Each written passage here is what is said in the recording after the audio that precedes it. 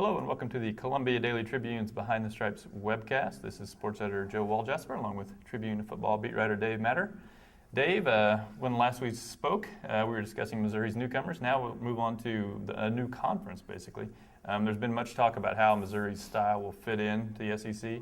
In practice, have you seen any changes in how they do things and schemes or just sort of practice drills or anything like that to sort of reflect what they're getting into in the SEC? I'd say that the real change is just mixing up a few different periods to give the defense some different looks to get them away from seeing the spread formations that they see all the time from Missouri and really saw all the time in the Big 12.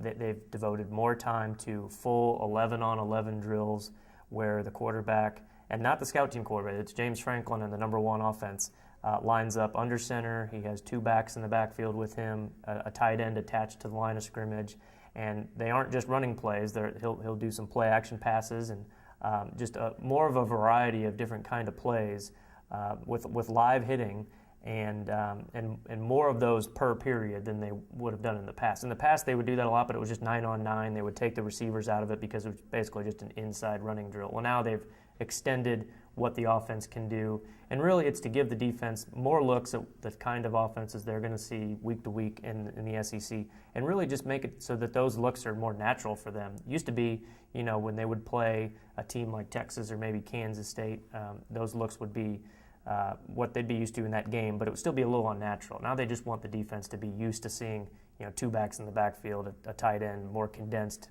pro-style formations, so that it just becomes, second nature to those guys. And now, to clarify, this isn't Missouri working on this right. offense. This is to give their defense. It's for the defense, but I think it can help the offense because they did a little bit of some of that stuff in the past, and it's not just a wasted period where they're not coaching the offense. They still want to see them, block at the point of attack and those kind of formations. But really, it is the offense getting away from what they are going to do for the most part.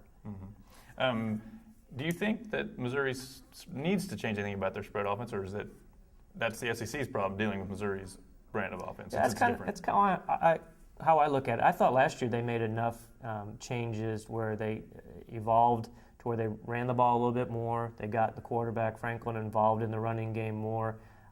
They tried some different looks. They've used him out of those pistol formations where he's a little closer to the line of scrimmage, got some more downhill running. They moved the tight end in occasionally to help block. Got the guards down in a three-point stance, which I think was a big deal.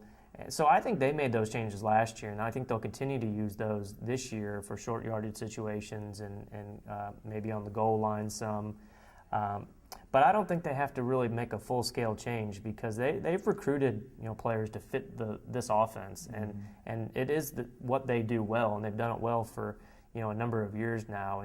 And I think offensively, you don't have to adapt to what everyone else is doing. It's okay to be a little unique and see if everyone else can match up to you. So defensively, though, you have to be ready for what you're going to see week to week, and that's why I think more of the changes, not so much how they play defense, but just how they practice and prepare so that their mindset is ready for those kind of physical, downhill running attacks.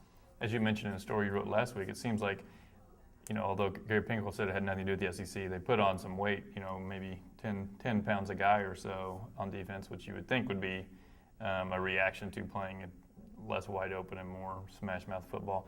Just in terms of the way the roster is made up on defense, do they have the right numbers in the right places? I mean, do you think they have enough defensive linebackers versus secondary? When you're in the Big 12, you're in the dime defense about half the time. Yeah, I think they can afford to get some more players on the defensive line, especially at tackle. Sheldon Richardson, I think, can have a really nice year. He's ready. I mean, he's a 295-pound, really good athlete that they can play inside and should play at a high level. Matt Hoke is next to him, and Matt Hoke's never played a game in his life at defensive tackle. He's a converted tight end and defensive end, so it's an adjustment for him. And Lucas Vincent's another guy who's played some last year at defensive tackle, but after that, they don't have a lot of really experienced depth guys where they can rotate in and out consistently like you see the great teams in the SEC do. I think they're okay at defensive end, but they can afford to get a little bigger there, and they have. With Coney Ely is a little bit bigger now than he was a year ago. Michael Sam, I think, is a good enough size to be an edge guy in the SEC. And linebackers are really good right now. I think they're top three. I think Andrew Wilson and Will Ebner were will fit into this league much better than they did in the Big 12. I mean, those guys are born to go move forward, not back, and I think they can be really good in the SEC because they were good in the Big 12, but I think they're kind of playing against their strength, having to be in coverage so much.